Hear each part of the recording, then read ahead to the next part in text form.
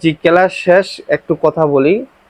সেটা হলো, আপনাদেরকে প্রথম ক্লাসে আমরা যে আমলটা দিছিলাম রুহানি শক্তি বৃদ্ধির আমল, এই আমলটা আপনারা কে কে করতেছেন? মাওলানা, আচ্ছা, তাহলে আপনার মাওলানা আইনুল হক, আপনি তাহলে আমল করতেছেন নাকি? জি জি জি। এরপর হলো হাফেজ মুন্না ইসলাম। জি, ওস্তাদ আমল করতেছে। আমি আইনাল মামলানা আইনাল আর একটু কথা ছিল। একটু আগে। আচ্ছা, একটু পরে বলেন, আমি আগে ইয়া করে নিই। হ্যাঁ, মাইকগুলো মিউট করে রাখেন। জি। আহ, তৃতীয় নম্বর হলো মাওলানা মুর্তুজা বিন আফরোজ। হযরত, আপনি কি আমল করতেছেন? জি ওস্তাদ দুরূদ শরীফ আর ইস্তেগফারের আমল করতেছি।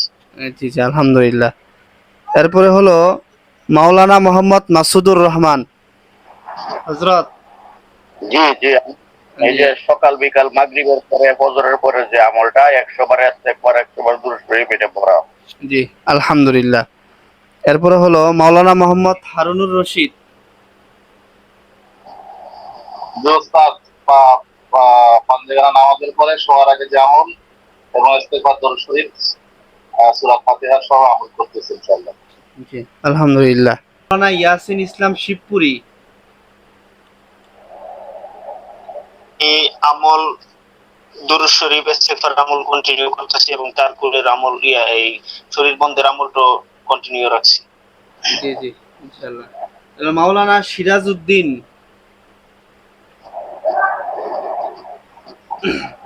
মাওলানা সিরাজ উদ্দিন আছেন?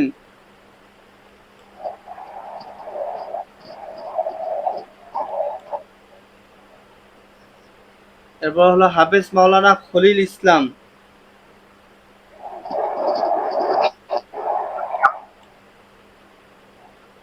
জি হযরত, আপনি কি আমল করতেছেন তো নাকি? ইনশাআল্লাহ। ইনশাআল্লাহ হুজুর। জি জি। মুফতি মেহেদী হাসান। জি হুজুর, আমি এখনো এই আমলটা শুরু করতে পারি নাই আর কি। জি জি ইনশাআল্লাহ চেষ্টা করব কালকে থেকে। জি জি, শুরু করলে ভালো হয় ইনশাআল্লাহ।